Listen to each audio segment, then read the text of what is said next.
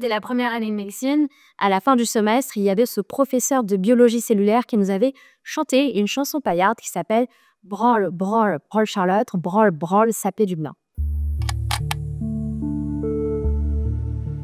À ce moment-là, j'avais pas mis le doigt sur le mot sexisme. Le MeToo, dans le milieu médical, il a mis du temps à arriver. Et les chiffres sont alarmants puisqu'on voit que ça concerne pratiquement une personne sur deux dans le milieu hospitalier. Et je pense que c'est important justement de libérer la parole là-dessus pour sensibiliser les personnes et dénoncer les comportements qui sont abusifs. En tant que fille, j'ai été victime de séductions très lourdes que j'avais jamais expérimentées dans ma vie. Les garçons se permettaient de faire des phrases ou des blagues sur le physique de certaines filles. Forcément, pendant mes études de médecine, j'ai été dans des salles de garde ou dans des selfs où il y avait des fresques.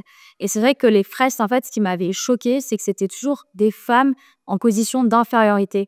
Par exemple, il y avait cette fresque qui était assez connue où c'était Wonder Woman qui se prenait pas mal de mecs autour en mode soumission.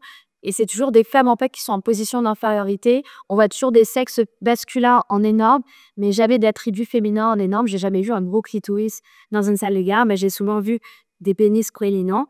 Et donc, il y a un peu ce côté de domination qui est affiché sur ces fresques, mais après, c'était toujours mis sous le couvert de l'humour carabin. On banalise tout ça parce qu'on dit que c'est de l'humour. Je sais qu'il y a certains qui disent que les violences sexistes et sexuelles n'existent plus aujourd'hui. Je pense qu'ils ont des œillères ou alors qu'ils sont dans un service où ils sont peut-être protégés. Par exemple, l'autre jour, je dînais à l'aide des chirurgiennes et une me racontait qu'au bloc opératoire, il y avait un chef qui lui faisait du pied, qui lui envoyait des messages en dehors des heures de travail, qui lui demandait d'aller dans son bureau. Certaines se font toucher les cheveux pendant l'externat. On apprend plein de gestes, par exemple le toucher rectal, le toucher vaginal, etc. Et je sais qu'il était de coutume d'attendre que les patientes soient endormies pour que les externes puissent s'entraîner à faire un toucher vaginal sans que ce soit soi-disant traumatique pour la patiente. Sauf que l'intégrité du corps des patientes n'est forcément pas respectée dans ce cadre-là. Moi, je sais par exemple que ma mère, quand elle a été opérée, j'étais externe à ce moment-là, je savais que c'était une pratique qui était assez répandue. Et ma seule peur, c'était qu'on lui fasse un toucher vaginal sans qu'elle en ait conscience. Maintenant, de plus en plus d'étudiants osent dire non quand on leur propose de faire ce geste ou sont gênés. Je dirais que maintenant, dans l'ère actuelle, les jeunes sont beaucoup plus sensibilisés aux violences sexistes et sexuelles qu'auparavant. Parce que moi, à mon époque, encore une fois, j'ai vécu ces choses-là, mais je n'avais pas conscience de leur dénomination. Pour moi, c'était juste, c'est comme ça à la fac de médecine. Mais quand je sors de cette fac, c'est plus comme ça. Et donc, vraiment, je me disais, bon, bah, c'est les traditions, c'est l'humour. Et c'est petit à petit, quand j'ai réfléchi sur ce qui se passait et qu'aussi je me suis instruite sur les violences sexistes et sexuelles, sur les abus, que je me suis dit, en fait, tout ça, c'est pas normal. Et il est temps de réagir et d'en parler.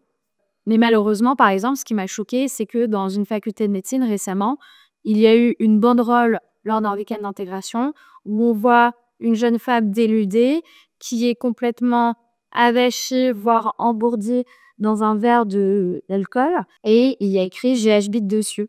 Et je trouve que à l'heure où on parle de la soumission chimique avec l'affaire de Dominique Pellico, cette banderole est totalement inappropriée et elle banalise encore une fois les violences envers les femmes. Là, récemment, j'ai eu le témoignage d'une jeune étudiante en médecine qui est en stage de chirurgie et donc qui va au bloc opératoire tous les jours où il y a des internes, des chefs, etc. Et elle me racontait qu'il y avait un jeune interne qui l'appelait tout le temps ma petite avec son prénom, ma petite avec son prénom.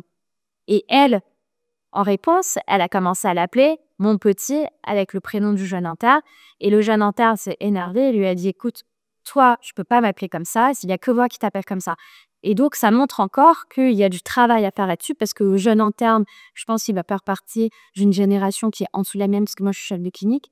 Et lui-même, en fait, c'est imbibé de ce milieu sexiste et patriarcal et reproduit des schémas, des choses qu'il a vues et observées qui ne sont pas du tout acceptables dans un milieu professionnel. Pour moi, qu'on soit externe, interne, femme ou homme, on est tous à égalité. Il n'y a pas de rapport de subordination, de domination à entretenir parce qu'on a tous à peu près le même âge, on a entre 20 et 30 ans. Et je pense que d'avoir des comportements comme ça, c'est complètement inapproprié, c'est réducteur et c'est ruineux. Pour moi, déjà, ce serait de sensibiliser dès les premières années de médecine avec des cours sur qu'est-ce que le sexisme, qu'est-ce que le harcèlement sexuel, qu'est-ce qu'une violence sexuelle, mettre les mots sur les choses qu'on puisse au moins les caractériser. Parce que, en fait, une fille qui va se faire toucher les cheveux par un chef, elle va peut-être pas réaliser que c'est anormal. Une fille qui va se faire appeler ma chérie, elle va peut-être croire que c'est affectueux, mais en fait, dans un cadre professionnel, c'est anormal.